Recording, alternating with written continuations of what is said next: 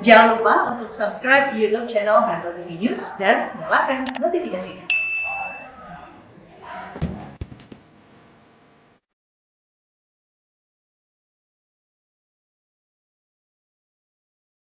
Terima kasih pemirsa Anda masih bersama kami di Editorial Media Indonesia. Bang Usman, kita coba bertanya dulu Bang kepada Komisioner Komnas HAM yang sudah terhubung lewat saluran telepon, Pak BK Ulung Hapsara. Pak BK, selamat pagi. Selamat pagi, Bung Leo, Bang Usman.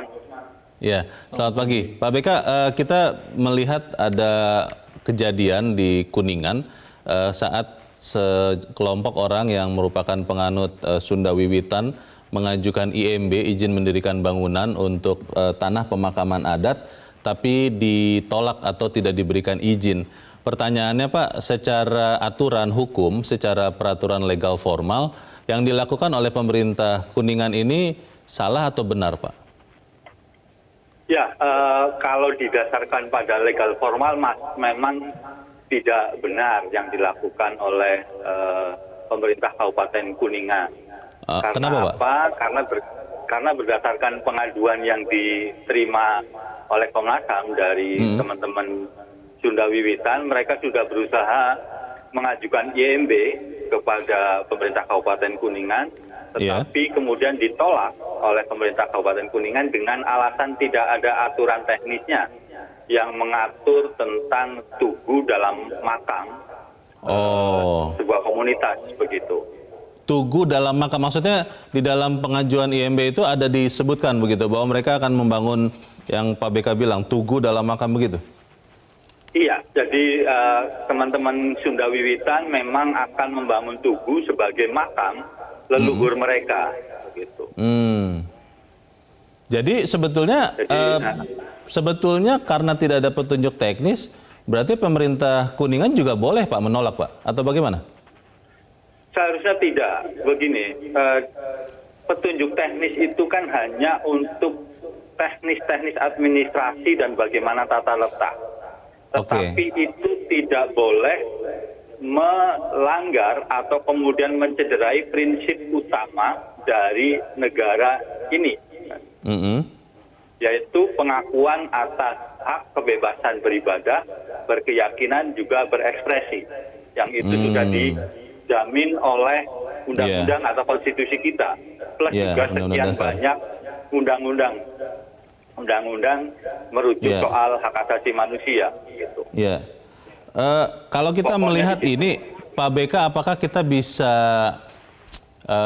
mengambil kira-kira kesimpulan bahwa memang negara atau bagian-bagian dari negara, mungkin dalam hal ini adalah Pemkab Kuningan, itu memang masih mendua untuk mengakui aliran kepercayaan? Karena kalau di dalam editorial dikatakan sejak tahun 2017 kan sebetulnya MK sudah memutuskan boleh mencantumkan aliran kepercayaan pada kolom agama di kartu tanda penduduk. Tapi kalau kita melihat kejadian di Kuningan, jadi semacam ambigu begitu. Bagaimana Pak BK? Ya betul. Saya kira selain pemerintah Kabupaten Kuningan, pemerintah pusat juga harus bertanggung jawab soal ambiguitas itu. Kenapa Pak? Karena apa? Karena di tahun 2018 komunitas Sunda Wiwitan juga menerima penghargaan anugerah budaya oleh Kemendikbud dan juga oleh BPIP untuk event tahunan mereka. Mereka punya event tahunan namanya Serentahun. Terus kemudian juga ikonik Pancasila.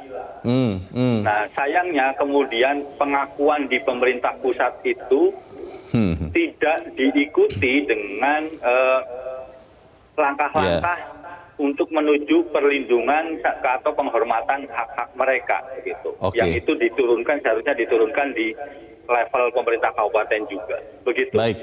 Pak, kalau dalam kasus penganut Sunda Wiwitan di Kuningan ini, yang seharusnya dilakukan pemerintah Kabupaten Kuningan itu apa Pak sekarang? Karena ini kan sudah ditolak ya IMB-nya. Bagaimana? Apakah memang harus diajukan lagi IMB kemudian diterima atau bagaimana Pak menurut Bapak? Ya, Komnas HAM pertama mendorong supaya pemerintah Kabupaten Kuningan menghentikan proses penyegelan atau pembongkaran tugu bakal makam itu. Oke. Yang kedua, memang kami juga menyarankan kepada teman-teman Sunda Wiwitan untuk juga berproses secara administrasi dengan jaminan dari pemerintah Kabupaten Kuningan bahwa ini administrasi, tidak mengalahkan yang pokok begitu. Oke, baik. Kalau kemudian ternyata itu tidak berhasil, Komnas HAM akan membackup atau bagaimana, Pak? Ya, saat ini Komnas HAM tentu saja karena sudah menerima pengaduan, kami akan menindaklanjuti pengaduan tersebut dengan meminta keterangan kepada Bupati, Kapolres, terus Bu Gubernur, Kapolda, Kemendikbud, Kementerian Agama, dan Kemendagri. Jadi setelah itu kami juga akan turun lapangan untuk melihat situasi yang sebenarnya, ketemu dengan Bupati segala macam. Tapi saya juga ingin Bung Leo, saya ingin menegaskan satu hal. Banyak sekali kelompok minoritas itu bukan hanya disesatkan, tetapi juga dianggap meresahkan. Sehingga situs-situs, kemudian pemakaman kelompok penghayat kepercayaan atau agama lokal itu kemudian juga dilarang karena dianggap meresahkan. Inilah alasan yang paling sering dikemukakan. Karena itu saya mendorong juga. Gimana? Baik, kita berarti tunggu Pak nanti bagaimana kelanjutan dari proses ini. Semoga negara benar-benar bisa menjamin hak dari warganya ya. Terima kasih Pak BK Ulung Hapsara sudah bergabung bersama kami. Selamat pagi Pak BK. Bang Usman, pertanyaannya kembali, sebetulnya negara itu kan sudah mengakui penganut aliran kepercayaan. Tapi kalau dilihat kasus di Kuningan, justru yang harusnya melaksanakan di tingkat paling bawah yang tidak melaksanakan ya. Bagaimana? Sebetulnya pengakuannya masih semu ya, seperti disampaikan di editorial. Ya, itu kan dalam konteks boleh mencantumkan agama, kepercayaan, aliran kepercayaan dalam KTP kan ada kolom agama kan begitu. Nah, tetapi dalam sisi aturan itu belum. Misalnya belum ada undang-undang perlindungan masyarakat adat misalnya. Ini sedang diperjuangkan oleh teman-teman masyarakat adat, Aliansi Masyarakat Adat Nusantara. Aman ya? Aman, itu sedang berjuang ya, karena apa yang tadi dicontohkan oleh Bung BK tadi, misalnya ada pengakuan dari Kemendikbud terhadap Serentaun, dari BPIP sebagai ikon Pancasila, itu saya kira ya masih sebatas itu saja, dalam arti begini loh, sering sekali masyarakat adat ini dijadikan komoditas pariwisata. Produk budaya saja. Produk budaya saja, tetapi kepercayaan mereka itu belum diakui pada dasarnya. Baduy, ini tempat tujuan wisata begitu, tetapi belum ada perda dari kabupaten setempat atau provinsi setempat yang melindungi masyarakat Baduy, melindungi hak adat masyarakat Baduy. Misalnya tanah adat, tetapi beberapa Pemda itu sudah, misalnya Bulukumba, Kabupaten Bulukumba di Sulawesi Selatan, itu punya perda yang melindungi masyarakat adat Kajang misalnya. Di sana. Ya, dan masyarakat adat Kajang itu karena sudah legal secara perda ya, maka kemudian pemerintah pusat, misalkan Kementerian Lingkungan Hidup, itu ikut juga mereka diajak berpartisipasi dalam melindungi hutan misalnya. Ya, jadi kearifan lokal masyarakat adat ini itu sangat kuat. Tetapi dalam konteks Sunda Wiwitan itu ada satu kawasan yang namanya Leweng Letik ya, itu di Kuningan juga. Itu daerah resapan air, itu tanah masyarakat adat, itu oleh Pemda diberikan hak milik pribadi kepada seseorang, dikeluarkan sertifikat. Misalnya, dan ini mereka juga sedang berjuang ini di pengadilan. Jadi bisa dikuasai pribadi yang lain begitu? Dikuasai pribadi, padahal itu kan hak adat, tanah adat. Jadi saya kira pengakuan negara itu akan kelihatan seandainya paling tidak itu ada undang-undang perlindungan masyarakat adat. Karena kalau ada undang-undang itu, maka seluruhnya yang ke bawahnya itu tanah adatnya, kemudian agamanya itu akan terlindungi begitu loh. Sebenarnya banyak atau ada yang berpendapat begini Bang, penganut aliran kepercayaan ini semacam ditakutkan akan bisa menggoyahkan kepercayaan atau iman dari penganut-penganut agama yang ada di sekitarnya kalau dibiarkan tetap hidup, tetap berkegiatan. Nah itu ada pemikiran seperti itu Bang? Iya, itu tadi yang disebut meresahkan oleh Bung BK. Sebetulnya kan agama masyarakat adat ini bukan agama dakwah.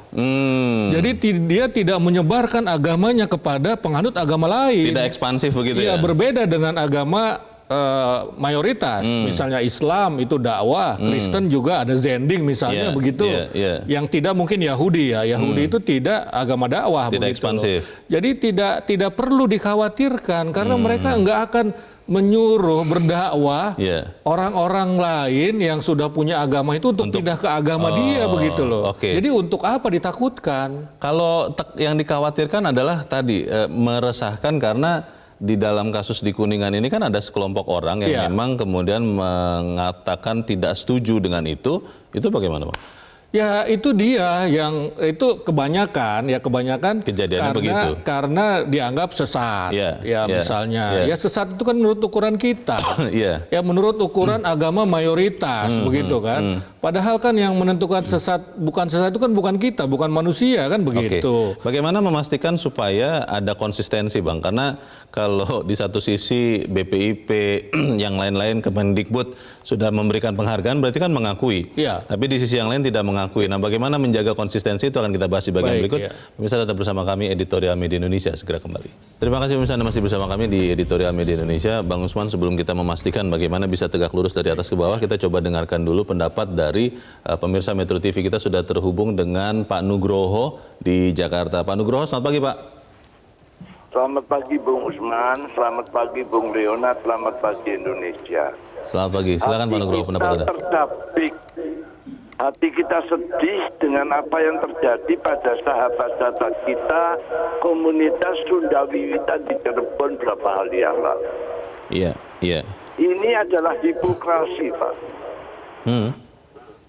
Pengingkaran terhadap apa yang sudah kita sepakati yang menjadi dasar hidup kita. Pancasila dengan ketuhanan yang Maha Esa. Kemudian di akhir pemerintahan Gus Dur sudah membuat peraturan. Undang-undang di bawah tidak boleh bertentangan dengan undang-undang di atas. Artinya perda dan sebagainya memang harus mengacu pada konstitusi. Nah, apa yang dihadapi teman-teman di Sunda Wiwitan ini menyedihkan karena membangun tugu aja kan tidak boleh. Padahal itu adalah satu daya tarik untuk pariwisata dan sebagainya, tapi terutama untuk menjaga iman mereka sebagai agama lokal atau himpunan penghayat. Nah, kami bersikap Pak, kami dari lintas agama sudah mengatakan menolak dan sangat tidak setuju dengan apa yang dilakukan Pemda itu. Jadi dalam hal ini perlu keseriusan pemerintah pusat, daerah untuk menjaga marwah jiwa Undang-Undang Pancasila. Ketuhanan yang Maha Esa kita mengakui Tuhan itu Tuhannya semua manusia. Baik. Terima kasih Pak Nugroho untuk pendapat Anda di Jakarta. Selamat pagi Pak. Di belakang Pak Nugroho ada Pak Bambang Saptono di Surakarta, Jawa Tengah. Pak Bambang, selamat pagi. Selamat pagi Metro TV dan selamat pagi saudaraku bangsa Indonesia. Selamat pagi Pak Bambang, silakan Pak pendapat Anda Pak. Sesuai dengan Undang-Undang Dasar 45 Pasal 29 Ayat 2, bahwa negara menjamin kemerdekaan tiap-tiap penduduk untuk memeluk agama masing-masing dan untuk ibadat menurut agama dan kepercayaannya. Selain itu Mas, dalam Undang-Undang Dasar 45 Pasal 18B Ayat 2 juga menyebutkan bahwa negara mengakui dan menghormati kesatuan-kesatuan masyarakat hukum adat beserta hak-hak tradisionalnya. Oleh karenanya Mas, sangatlah disayangkan apabila masyarakat adat Karuhun, orang Sunda Wiwitan di Kabupaten Kuningan merasa dipinggirkan secara sistematis terhadap aliran kepercayaan mereka oleh pemerintah daerahnya. Hal tersebut dibuktikan dengan adanya pensertifikatan tanah maupun lahan milik adat mereka beralih menjadi lahan-lahan pribadi, kemudian juga terkait izin mendirikan bangunan tersebut. Menurut kami Mas, seharusnya seperti masyarakat adat Karuhun orang Sunda Wiwitan ini malah dijaga keberadaannya karena itu merupakan aset budaya dan aset sejarah. Lah, rum kuncaraning bangsa dumunung luhuring budaya atau termasirnya suatu bangsa itu terletak pada keluhuran budayanya. Lah, oleh karenanya Mas, sudah sepantasnya Gubernur Jawa Barat Ridwan Kamil turun tangan terhadap masalah tersebut. Bila perlu kementerian di pemerintah pusat. Terima kasih. Baik. Terima kasih Pak Bambang Sabtono di Surakarta, Jawa Tengah. Selamat pagi Pak. Di belakang Pak Bambang ada Mas Dani di Malang, Jawa Timur. Mas Dani, selamat pagi. Selamat pagi Bang Leo, selamat pagi Bang Usman. Selamat pagi Mas Dani. Bagaimana Mas pendapat Anda? Ini kita benar-benar mengakui aliran kepercayaan atau hanya di mulut saja sebetulnya? Bagaimana Mas? Ya, dalam prakteknya masih di mulut saja ya Bang ya. Oh. Gitu. Ini yang pertama kejadian yang ada di Kuningan, Jawa Barat ini ya Bang Leo ya. Saya secara pribadi mengecam keras perampasan tanah adat oleh korporasi, oleh pribadi-pribadi.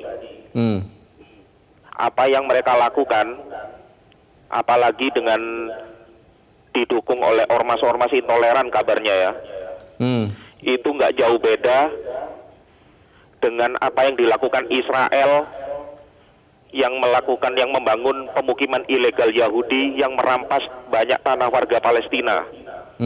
Padahal di antara orang-orang yang ada di ormas-ormas intoleran itu selalu saja dalam berbagai kesempatan mengecam Zionis, mengecam Yahudi, tapi kelakuan mereka nggak ada bedanya dengan kelakuan Zionis. Mungkin tidak sadar mungkin Mas Dani. Ya, itulah. Oke.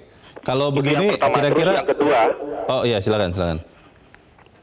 Yang kedua, untuk mengakui eksistensi aliran kepercayaan yang ada di Indonesia, yang notabene merupakan kepercayaan asli masyarakat Indonesia. Saya berharap TV-TV di Indonesia tidak hanya menyiarkan acara-acara keagamaan yang bernuansa Islam atau Kristen saja. Cobalah. Produksilah acara keagamaan bernuansa Hindu, Buddha, Konghucu, dan juga aliran-aliran kepercayaan yang ada di Indonesia. Saya sangat merindukan era Orde Baru. Pada waktu itu televisi hanya satu, TVRI, ada acara mimbar agama Islam, mimbar agama Kristen, Hindu, Buddha, dan juga ada acara aliran kepercayaan.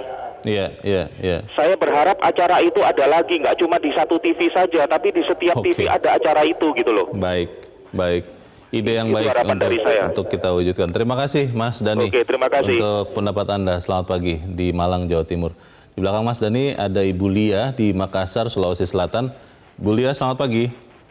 Assalamualaikum. Waalaikumsalam Bu Lia. Bagaimana Bu pendapat Ibu pengakuan semua atas aliran kepercayaan? Ini kan jelas sudah diakui negara Pak ya. Jadi harus juga memang negara bertanggung jawab kepada kelangsungan daripada aliran ini. Dan setiap akibat-akibat yang diperoleh oleh kepercayaan ini. Jadi dengan adanya peristiwa-peristiwa tadi ini, maka pemerintah tidak boleh lepas tangan ya. Harus bertanggung jawab untuk mengamankan sebagai risiko daripada pengakuan bahwa aliran kepercayaan masuk di dalam di samping 5 agama besar. Nah memang ini agak susah karena sering juga memang dimanfaatkan oleh orang-orang yang tidak bertanggung jawab mengatasnamakan aliran kepercayaan tapi menyinggung juga dengan agama lain sehingga muncullah cap bahwa itu adalah aliran sesat. Nah, ini jadi memang harus jelas bagaimana, karena seperti kayak 5 agama itu kan jelas ada kitabnya masing-masing Pak ya sebagai sumber pedoman untuk pengamalan di masyarakat. Nah, ini kita tidak tahu bagaimana ini sehingga gampang dimasuki oleh orang-orang tadi yang tidak bertanggung jawab. Bu Lia, bentuk tanggung jawab negara yang Ibu katakan tadi seharusnya apa dalam kasus di Kabupaten Kuningan ini Bu? Ya itu menjernihkan permasalahannya ya, mengamankan, menjernihkan, ada pengawasan juga sehingga tidak ada muncul bentrokan apa dan sebagainya untuk menghindari yang ini lagi kelanjutannya lagi nanti ini Pak ya. Mungkin kalau satu pihak tidak puas, maka muncul lagi, apalagi nanti disusupi lagi oleh orang-orang yang tidak bertanggung jawab atau yang punya kepentingan. Nah ini ya ditakutkan ini Pak, yang sampai melebar hanya masalah-masalah misalnya yang tidak apa besar, tapi nanti melebar lagi Pak. Apalagi sekarang ini kan musim-musimnya ini pilkada Pak ya, ada saja waktu-waktu dan sebagainya. Jadi memang harus agak rawan ini Pak. Jadi kalau pemerintah tidak turun tangan secepatnya itu, maka mungkin saja bisa melebar ke hal-hal yang kita tidak inginkan Pak, itu barangkali. Baik, terima kasih Ibu Lia di Makassar, Sulawesi Selatan. Selamat pagi Bu. Para pemirsa sudah berpendapat Bang, tapi kita harus jeda dahulu. Bang Usman dan pemirsa tetap bersama kami, Editorial Media Indonesia segera kembali. Terima kasih pemirsa, Anda masih bersama kami di Editorial Media Indonesia. Kita di bagian akhir dari diskusi kita pagi ini. Bang Usman, tadi ada 4 penelepon. Yang paling penting tadi mungkin garis bawahnya yang dikatakan Ibu Lia dari Makassar, bahwa negara harus bertanggung jawab. Ini bagaimana Bang? Ya memang ya. Jadi kalau kita lihat itu negara itu kan pemerintah melaksanakan undang-undang. Ya undang-undangnya sudah jelas tadi berulang kali ya, undang-undang dasar kita begitu. Nah pemerintah mesti melaksanakan ini. Soal apa ya? Soal kebebasan, kemerdekaan menjalankan agamanya begitu. Dan tidak diatur itu agama apa ya, semua agama berarti kan begitu kan, yang diakui negara. Kepercayaan. Ya persoalannya itu memang pengakuan kepada negara. Negara itu kan menyebut 6 agama itu sebagai agama resmi. Kalau ada agama resmi, maka ada agama tak resmi kan? Dan agama tak resmi inilah yang agama-agama lokal ini. Tapi kan aliran kepercayaan sudah diakui Bang? Iya diakui dalam konteks tadi itu KTP saja. Sebagai KTP begitu kan. Ya, tetapi dalam tataran yang lebih besar, ya misalnya tadi lewat undang-undang, ya lewat undang-undang, itu kan yang digugat oleh teman-teman mungkin terkait dengan undang-undang kependudukan ya mungkin ya. Tapi ini ada undang-undang yang sedang diperjuangkan yang namanya Undang-Undang Perlindungan Masyarakat Adat. Nah undang-undang ini kan mengacu kepada Undang-Undang Dasar. Pasti. Ya. Nah jadi karena itu mestinya DPR pemerintah itu mulailah ya, sebetulnya sudah ada kalau tidak salah usulan-usulan, jangan-jangan draftnya pun sudah ada begitu. Naskah akademis begitu. Ya ada keengganan ya, ada keengganan kelihatannya dari negara kita ini, saya nggak tahu apa urusannya begitu. Karena mungkin tidak populer ini langkah untuk mengakui. Ya bisa jadi. Sebetulnya tidak ada masalah ya, MK memutuskan mereka boleh mencantumkan agama di KTP juga tidak ada masalah. Masyarakat Indonesia tidak ada gejolak, happy saja begitu kan. Kemudian tadi Kemendikbud memberikan penghargaan atau BPIP juga no problem kan begitu.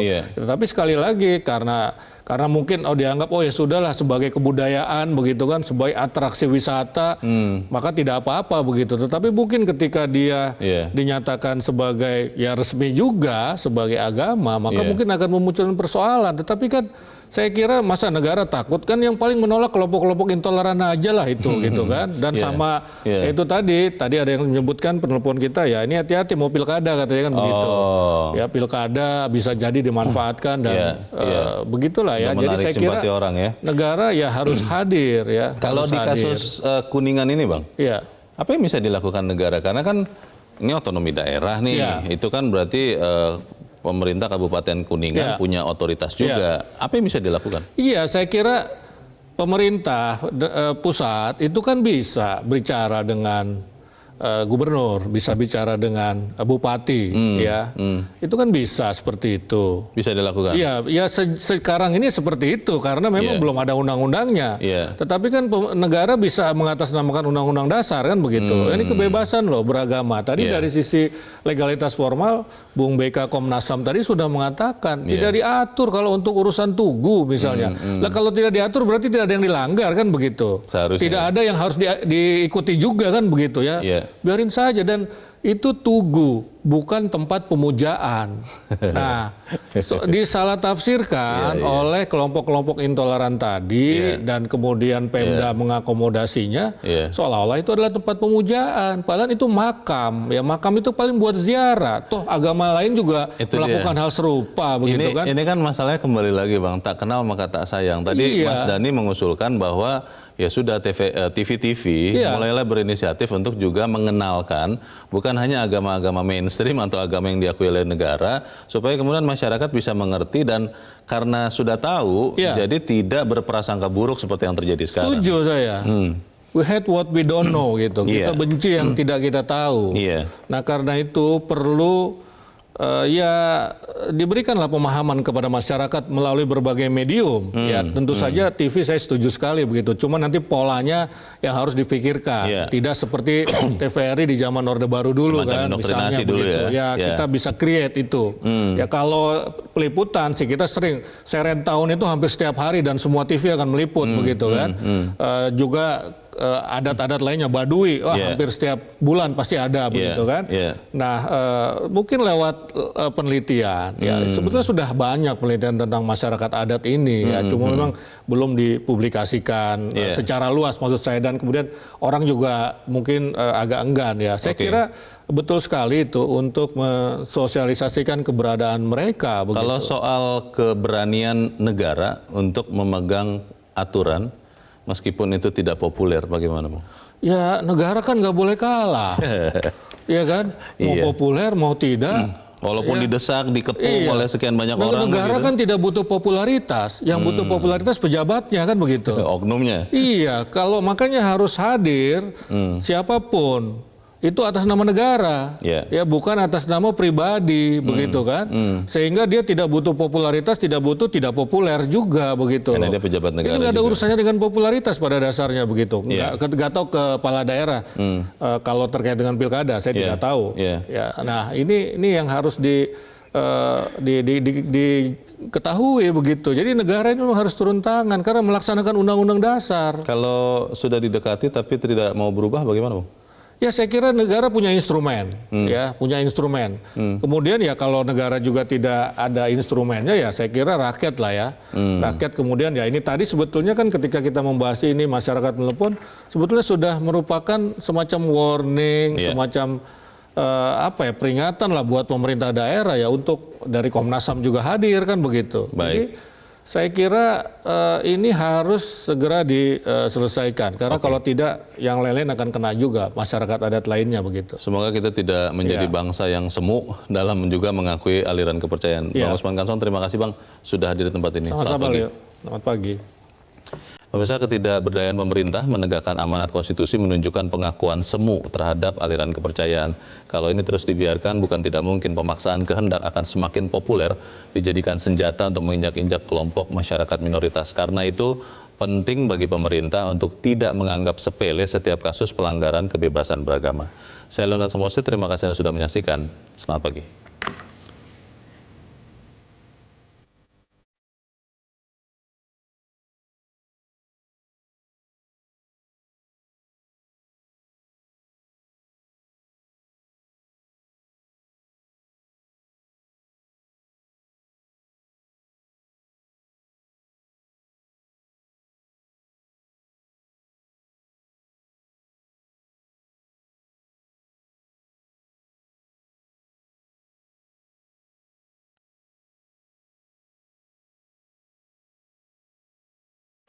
Metro TV, knowledge to elevate.